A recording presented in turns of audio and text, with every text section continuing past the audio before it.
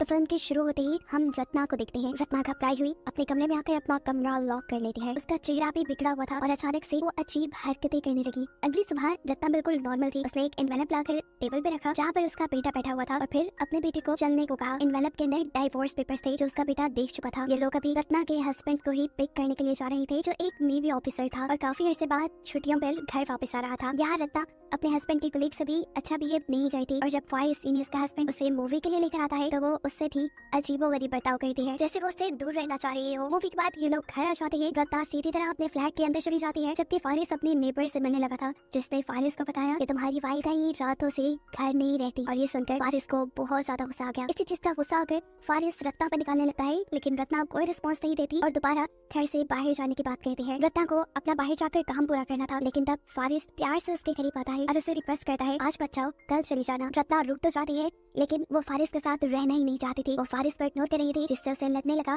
कि रत्ना का जरूर किसी और आदमी के साथ अफेयर चल रहा है और ये चीज रत्ना को तोड़ देती है। वो फारिस को कोई जवाब नहीं देती लेकिन खुद अपना सर बुरी तरह टेबल पर मारने लगती है और ऐसा करने से उसका बेटा आकर उसे रोकता है। अब सुबह जब फारिस की आंख खुली तो किचन में खटर पटर हो रही थी। बाहर जाकर उसने देखा कि उसका बेटा खुद ही खाना बना रहा था। वो अपने बेटे से बात करता है तो उसे पता चलता है कि कई महीनों से रत्ना उसका बिल्कुल ख्याल नहीं रखती। वो खुद ही अपना नाश्ता बनाता है, खुद ही तैयार होता है, खुद ही नहाता है और फिर स्कूल चला जाता है। ये सुनकर तो फारिस को दुख भी हुआ और गुस्सा भी आया कि रत्ना जो कुछ भी कर रही थी उस सब में अपने बेटे को भी भूल गई थी। अभी वो यही सोच रहा था कि एकदम से दरवाजे पे नॉक होता है और देखने को मिलता है कि यहाँ रत्ना की असिस्टेंट आई थी। रत्ना खुद एक स्क्रिप्ट राइटर थी और उसे जल्द ही अपना एक शो प्रोड्यूस करना था जिसके लिए वो काफी दिन से बिजी थी। और रत्ना के ये कहने पर उसकी असिस्टेंट उसके बेटे बुद्धि को स्कूल छोड़ने भी चाहती थी और स्कूल से लेकर भी आती थी। ये लड़की फारिस को ये भी बताती है कि रत्ना पिछले 3 महीने से एक होटल में जाकर काम कर रही है क्योंकि उसे सुकून की जरूरत थी। तो फारिस जवाब में कहता है सुकून तो उसके घर पर भी था, घर पर भी कोई नहीं होता। फारिस इस लड़की से रत्ना के होटल का पता पूछता है तो ये लड़की बताती है मैं खास नहीं जानती, वो हमारे डायरेक्टर ने उसे बुक करवा के दिया है। खैर ये लड़की अब रत्ना के बेटे को यहाँ से लेकर चली जाती है और इतने में ही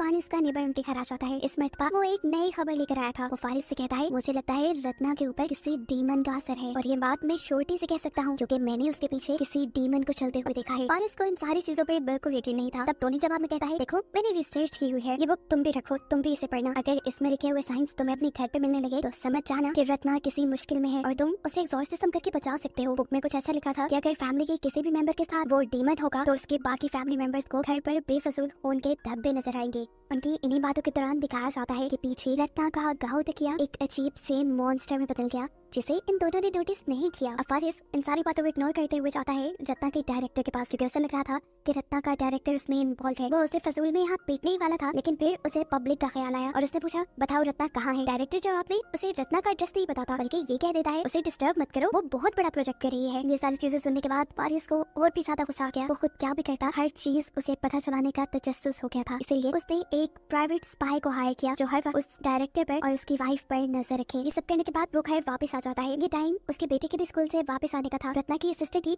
उसे स्कूल से वापस लेकर आई और दुखी फारिस उसी से अपना गम बांटने लगा। बातों ही बातों में जब वो लड़की फारिस के करीब आने वाली थी तभी इन दोनों के दरमियान फारिस का बेटा आ गया जो अपने डैड को उसे नहलाने को कहता है। फारिस जब अपने बेटे को नहला रहा था तब वो बताता है कि वो हम कई दिनों से बहुत अजीबोगरीब बिहेव करती है, कमरे में जाकर बुद्धि से बातें करती है और उनकी बॉडी भी कभी कभार मुड़ जाती है।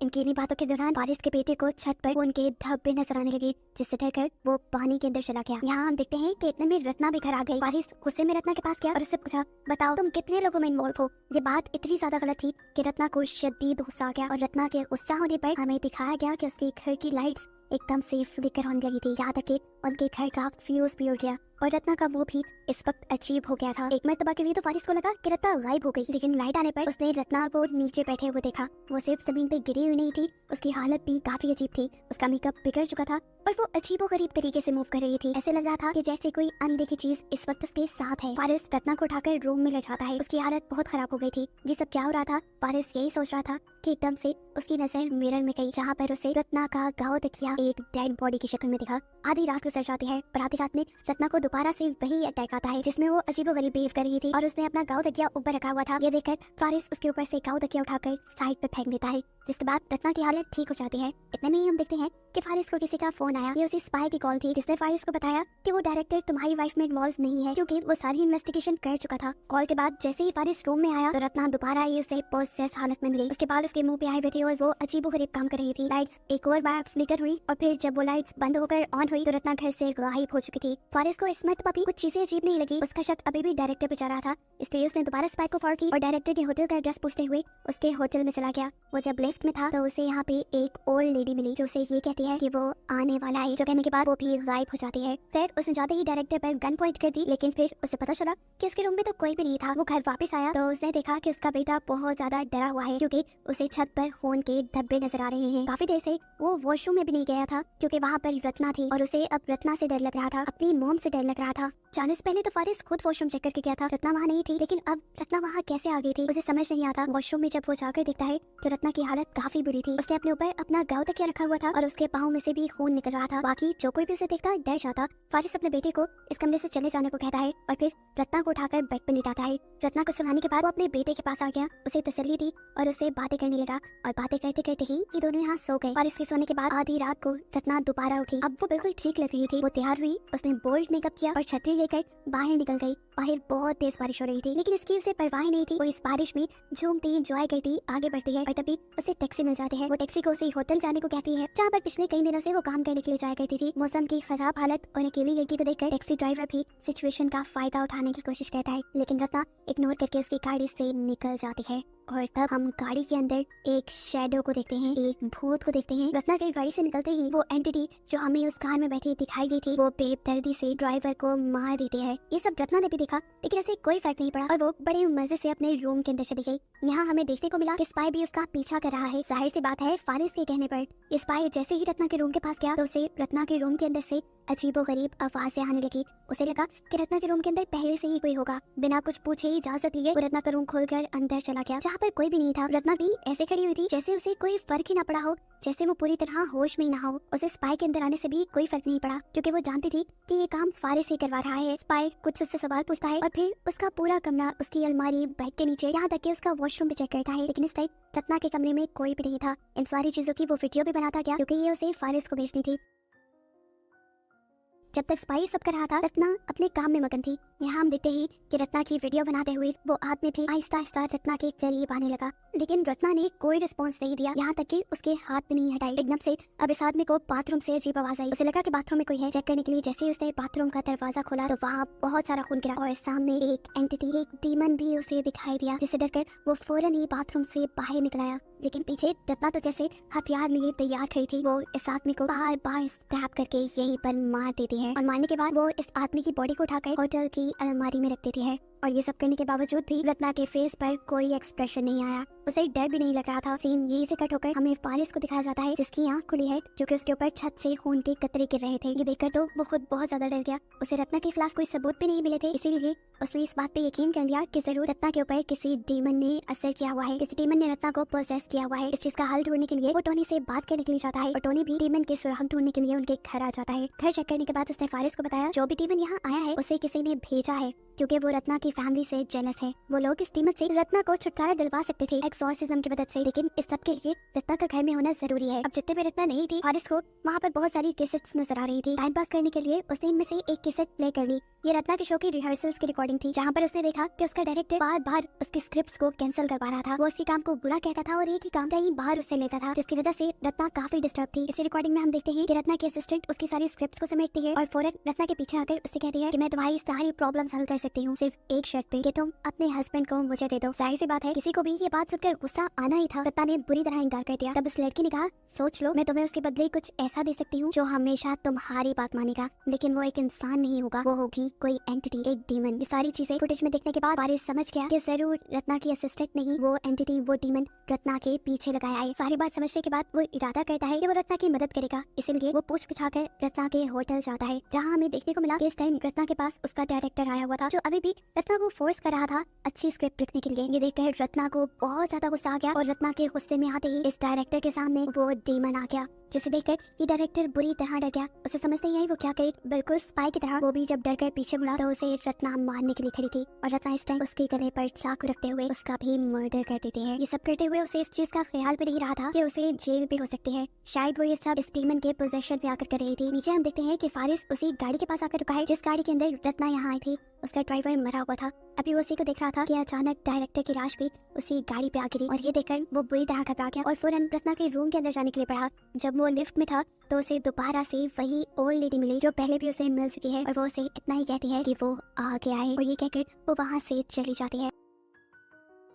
इसको भी इग्नोर करते हुए फारिस रत्ना के रूम में जाता है जहाँ रत्ना उसी गांव तकिए के साथ अजीब सी पोजीशन में लेटी हुई थी, ऐसे जैसे उन दोनों ने एक साथ वक्त गुजारा हो। रत्ना की हालत इस वक्त भी काफी अजीब थी, इसलिए फारिस उसे लेकर घर आ गया। उसे रत्ना पर तरस आ रहा था। उसे लग रहा था कि जरूर डायरेक्टर ने रत्ना के साथ कोई ज्यादती कहती है, इसीलिए रत्ना ने उसे मारा। वो रत्ना को नहलाता है, उसके बाल बनाता है और उससे कहता है देखो रत्ना, कुछ नहीं हुआ, जो हो गया उसे भूल जाओ, हम दोनों एक नई शुरुआत करेंगे। ये कहकर वो दोबारा रत्ना के करीब आने लगा, लेकिन रत्ना उसके करीब आने से बिल्कुल भी कंफर्टेबल फील नहीं कर रही थी। वो अब एकदम से फारिस को अपने से दूर करके भागकर किचन में चली जाती है। फारिस पे भागता हुआ उसके पीछे आता है, लेकिन तब तक रत्ना ने एक चाकू उठा लिया था जिसे वो फारिस पे पॉइंट करते हुए कहती है दूर रहो मुझसे, मुझे तुम्हारे साथ नहीं रहना, मैं उसी के साथ खुश हूँ जो मेरी बात मानता है। यानी रत्ना डीमन के साथ खुश थी। यहाँ जब फारिस दोबारा उसके करीब आने लगा तो उसे पता चल गया कि वो फारिस से इतनी आसानी से छुटकारा नहीं पा सकती, इसीलिए वो अपने आप को ही मारने की कोशिश करती है, लेकिन फारिस उसे भी बचा लेता है। इसके बाद हम देखते हैं कि रत्ना बेहोश हो चुकी थी। फारिस उसे घर पर लेटाकर जल्दी से टॉनी को घर लेकर आता है ताकि वो उसका एक्सोर्सिज्म कर सके। टॉनी भी घर में बहुत सारी कैंडल्स जलाकर रत्ना के हाथ पांव को बेड से बांध देता है,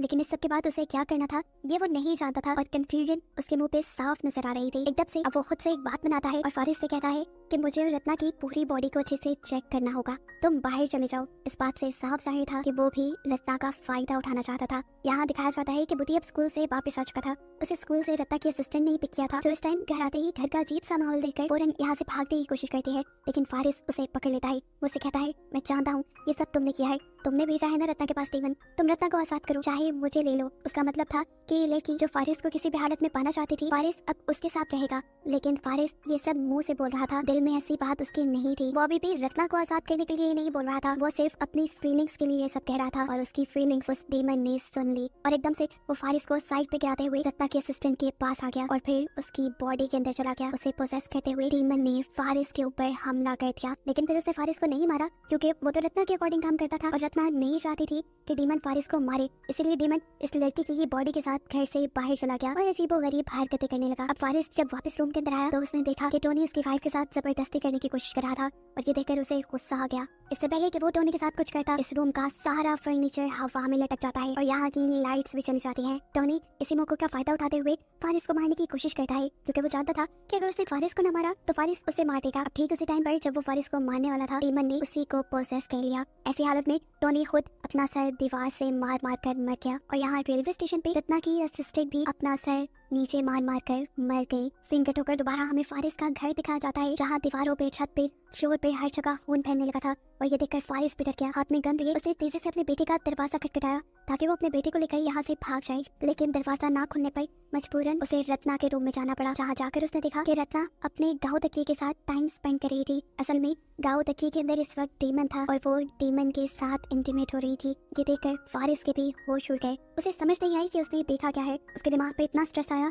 कि वो बेहोश हो गया और उसे जब होश आया तो उसने देखा कि वो थिएटर की एक कुर्सी से बंधा था और उसके इर्द गिर्द सभी उन लोगों की लाशें बंधी हुई थी जो इस मूवी में मारे गए थे। यहाँ रत्ना इन सबको अपनी लिखी हुई स्क्रिप्ट सुनाती है और फिर हंसते हुए फारिस को भी शूट करके मार डालती है। देखने को मिलता है कि ये सब उसके बेटे बुद्धि ने पर्दे के पीछे से देखा, लेकिन कोई अजीब रिएक्ट उसने नहीं किया। शायद उसे भी डीमन ने पोसेस कर लिया था। अब रत्ना का साथी वो डीमन ही था जो उसे हर मुश्किल से निकाल लेता था, इसीलिए तो रत्ना ने इतने बड़े बड़े कदम उठा लिए थे। जितने भी लोगों को रत्ना ने मारा था ये सब वो लोग थे जो रत्ना को तंग किया करते थे और अब इन सब के मरने के बाद रत्ना आजाद थी और उसी को दिखाते हुए ये कहानी यहाँ खत्म